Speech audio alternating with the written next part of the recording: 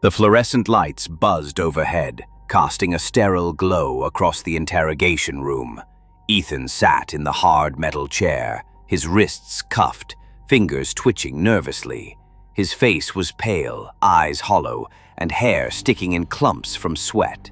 Across the table, Agent Hart leaned forward, pen poised, eyes narrowing with disbelief. "Why have you done it, Ethan?" Hart asked, his voice measured but sharp. "So many people died. These men were your crew. You lived and worked with them day and night. How could you—" "You don't understand," Ethan whispered, voice barely audible. "I was trapped." Hart's brow furrowed. "Trapped? You had constant communication, a full supply chain, and a functioning helicopter. How could you possibly be trapped?" It began at the Mariana drilling site, when the rig struck something it shouldn't have. The ocean split open. Enormous monsters rose from the deep, vast bodies of coral, shell, and flesh, tearing through fleets like paper. For the first time in history, nations united. American carriers beside Chinese destroyers, Russian subs with Japanese fleets, humanity against them. The oceans burned for days, ships shattered, men swallowed by waves. And then victory. The monsters were dead, the world cheered. Oil companies returned to the trenches with their drilling rigs, governments claimed resources, and the scars in the water were slowly forgotten. Ethan had taken the job on the oil rig out of desperation. Bills piled up at home, a mortgage, medical bills, and his wife died a long time ago, daughter needing expensive treatment. 3 months of work, then he would go home. That was the plan. The helicopter dropped him onto the rig in the middle of the ocean. The wind tore at his jacket and hair, a constant reminder of the isolation.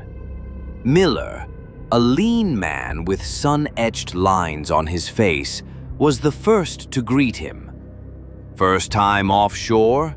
Miller asked, squinting against the wind. "Yeah, contract," Ethan replied. 3 months, then I'm done." Miller's smile was thin and fleeting. We all say that. Few of us ever make it out the same way. The first week on the rig felt like stepping into another world. The metal colossus rose out of the ocean, creaking and groaning as though alive, a steel island bound to the abyss. The waves crashed endlessly against its supports, and the horizon was nothing but a razor-thin line of gray. The sea and the sky often seemed to blur, dissolving into one infinite canvas.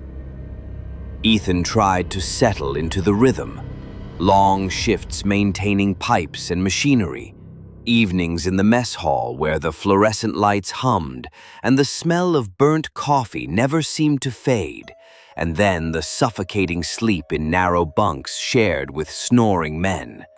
At first, he told himself he could handle it. He was here for the money, nothing more. "Just 3 months, Ethan.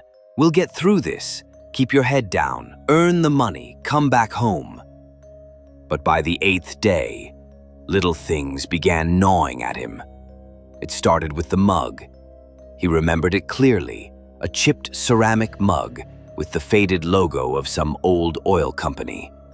He knocked it off the counter by accident one morning. It clattered onto the metal floor and cracked clean in half. Miller had chuckled, muttering something about rookie nerves. Yet the next morning there it was again, whole, sitting on the counter exactly where it had been before the accident. Same faded logo, same faint brown stain at the rim. He asked Miller about it. Miller just looked at him oddly. "What mug? All the mugs look the same here." Ethan laughed it off, but unease crept into his gut. The next was the joke. In the mess hall, 2 of the crew were talking, Lopez and Carter. Carter had said something crude about the food, and Lopez nearly spat his soup out, laughing. Ethan found himself laughing too, though he didn't quite understand the punchline. Later that night, when the scene repeated word for word, Ethan froze mid-spoonful. Lopez laughed at the exact same moment. Carter delivered the exact same line as if rehearsed. The hairs on the back of his neck prickled. By the 10th day, Ethan's sleep began to suffer. He woke to sounds that no one else admitted hearing, soft tapping beneath the floor of his bunk, like knuckles rapping from inside the metal. Once, he swore he heard someone whispering his name, a drawn-out syllable, Ethan, woven into the hiss of the ventilation system. He checked with the night crew, but they shrugged him off. "Pipes settle, metal talks," one said. "This whole thing groans and moans. You'll get used to it." But Ethan didn't get used to it. The sea itself seemed to pulse with strangeness. On the catwalk during smoke breaks, he'd watched the black water below. It wasn't just waves anymore. Sometimes, just beneath the surface, he saw shapes, massive, slow-moving shadows, as though something enormous glided just out of sight. Once, he caught a flicker of something like an eye, circular, pale, watching. When he blinked, the water was just water again, rippling under the wind. He tried to laugh about it with Miller. "Ever see anything big under there?" he asked. Miller's face darkened. He took a long drag on his cigarette, staring into the horizon. "Don't go looking too hard. Ocean's older than us. Some things don't like being noticed." The conversation ended there. By the second week, Ethan felt the days themselves beginning to blur. He woke with the same conversations echoing in his ears, the same footsteps in the hall, the same arguments over the coffee being too strong or too weak. A crewman he was sure had cut his hand badly on a cable yesterday now had no injury at all. When Ethan brought it up, the man stared blankly. "You okay, buddy? You've been looking pale." Inside, though, fear was taking root. He began leaving little tests for himself. He scratched initials into the underside of his bunk with a screwdriver. The next day, they were gone. He set his wrench on the far left side of his locker. When he opened it the next shift, it was back on the right. The final straw came one night in the shower room. The steam fogged the mirrors, and for a moment, Ethan didn't recognize his reflection. The face staring back was his, but the eyes were wrong. Darker, deeper, like pits drilled into the skull. His mouth moved a second out of sync with his own. It smiled when he wasn't smiling. He stumbled back, heart hammering. When he wiped the mirror, his face was normal again, just tired, hollow-eyed Ethan. But he couldn't shake the memory of that twisted grin. After that, he stopped looking too closely at mirrors. The others didn't seem to notice anything strange, or maybe they just didn't admit it. Only Miller sometimes gave him that knowing glance like he understood, like he'd seen it all before. One evening, Miller said quietly, "Don't mention it to them. They'll just say you're cracking up. Keep it to yourself." Ethan asked, "Keep what to myself?" Miller didn't answer. He just kept staring at the sea where shadows rode beneath the water, larger than any whale. It was on the 15th day that Ethan was sure something was broken. He woke at 5:30 sharp, just like every morning, to the blare of the shift bell and the reek of instant coffee drifting from the mess. He swung his legs from the bunk and found a note tucked under his boot. 3 words scrawled in his own handwriting. "Not again, Ethan." His pulse spiked. He didn't remember writing it. He didn't even have a pen. He crumpled the paper and shoved it into his pocket, his stomach souring with dread. The day unfolded with suffocating familiarity. Carter spilled soup on his overalls. Lopez cursed at the busted valve in Section C. Miller cracked the same off-color joke he always made about the company's death trap bonuses. It wasn't just similar, it was identical. Every word, every gesture, as though the men were actors reading from a script. That night, when the sun dropped into the horizon like a coin slipping into water, Ethan knew he'd seen it before, not in memory, but in lived experience. The same gull shrieked overhead, the same wind tore at his jacket. Even the same cigarette burn on the rail where Miller rested his hand was fresh again, though Miller had stubbed it out yesterday. He didn't sleep. The next morning, the note returned under his boot. Not again, Ethan. By the fourth cycle, he stopped counting. Reality began to tear at the seams. The mug incident repeated again and again. Smashed one day, whole the next.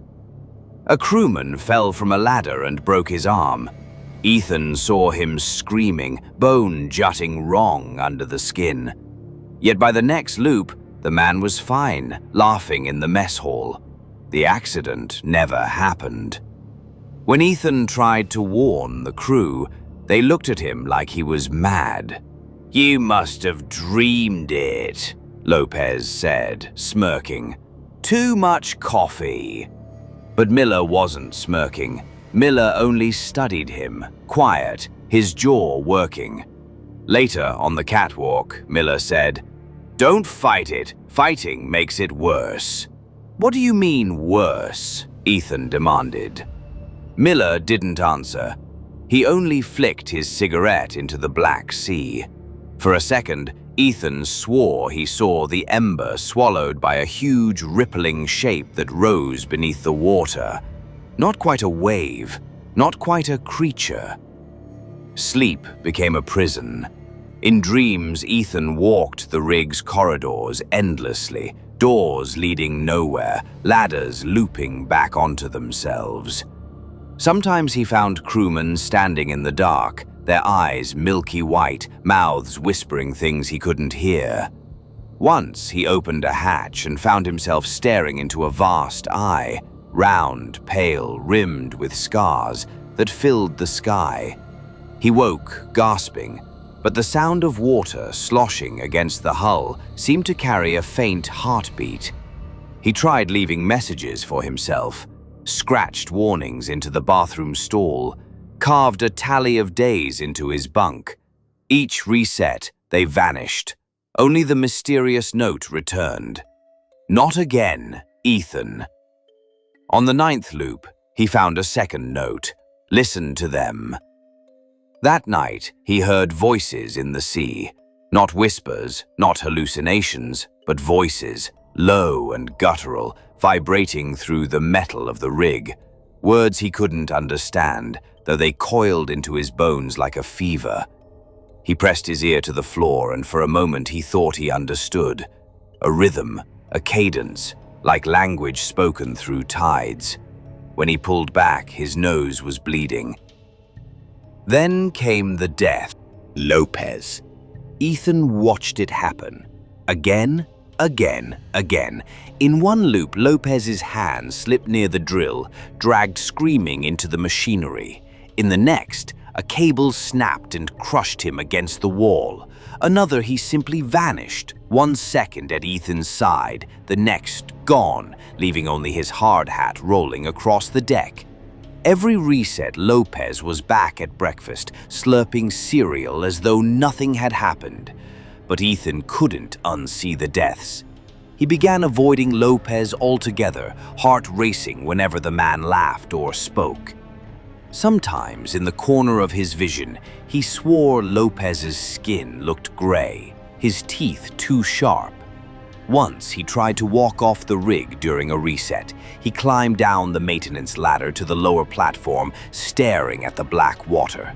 Something shifted below, immense and alive, and when he blinked, he was back in his bunk, morning bell ringing. The note was under his boot. Not again, Ethan. Paranoia consumed him. He stopped trusting his senses, stopped trusting the crew.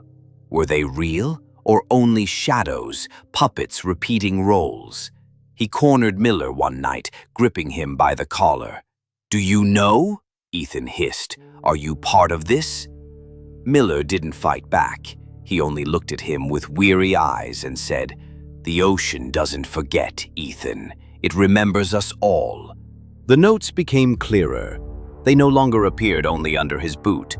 Sometimes he found them slipped into his locker or tucked in the fold of his blanket. The handwriting varied, sometimes his own, sometimes spidery and jagged, sometimes impossibly neat. "You see the cracks now. Listen to the deep. We are waiting."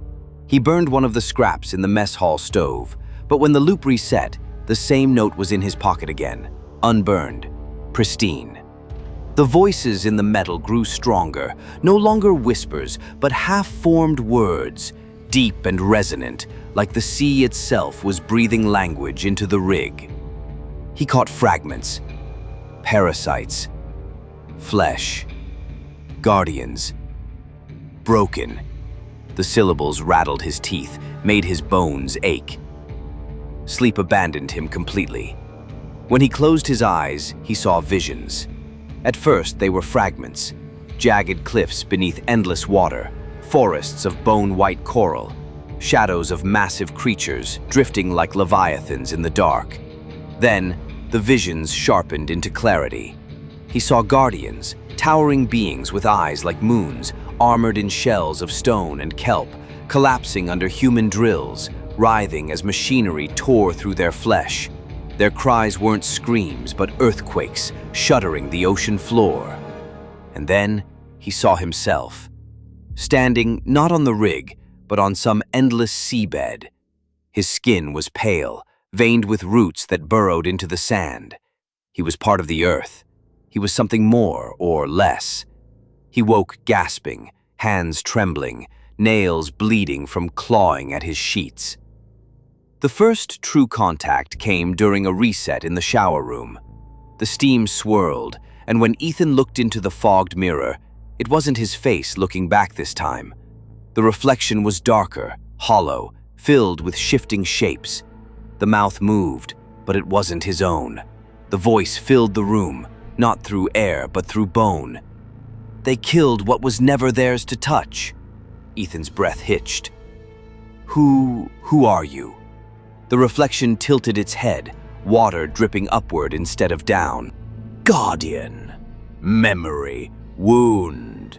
I am the root, beneath all things. I am the earth, and you..." The voice vibrated through him, rattling his ribs. "You are mine." Ethan stumbled back, slipping on the wet tiles. No, I'm not." The lights flickered. For a moment, the walls were not walls but tendrils of black roots, pulsing with veins of molten red. He could smell soil, deep and wet, choking his lungs. "Your kind drills, feeds, multiplies, parasites, viruses, ticks. The Guardians bled for centuries to hold us back. Now they are gone. You broke them. And I..." The voice dropped to a whisper, curling inside his skull. "I do not forgive." Then, with a snap, the shower was normal again. The mirror reflected only his pale, wide-eyed face. The tiles were clean. The hum of the rig's machinery returned, but the words stayed, echoing through him. The entity didn't always speak directly. Sometimes it showed signs. A pipe dripping blood instead of water, gone when he blinked. A gull landing on the railing, staring at him with eyes too human. Miller once muttered in his sleep, "It's under your skin, Ethan. Stop scratching." Ethan hadn't told anyone he'd been scratching at the rash on his arm. 3 jagged lines that looked like roots burrowing beneath his flesh. The last straw came when Ethan found himself in the control room alone. The monitors flickered, screens filled with static. Then, one by one, words scrawled across the displays in pale green text. "We are waiting. Let us in. Sabotage." Ethan's throat closed. He stumbled back, knocking a chair to the floor. The words shifted. "Do this. and be free. For the first time in weeks, hope pierced the madness. Free. The loops could end. The nightmare could end. He could go home, see his daughter. The screens flickered one last time before going dark. Choose. The FBI agent slid the folder across the table and fixed Ethan with a hard stare. His voice was clipped, incredulous. This doesn't make sense. You had 3 days left on your contract. 3 days, and you would have been back home to your sick daughter. Why would you throw all of that away?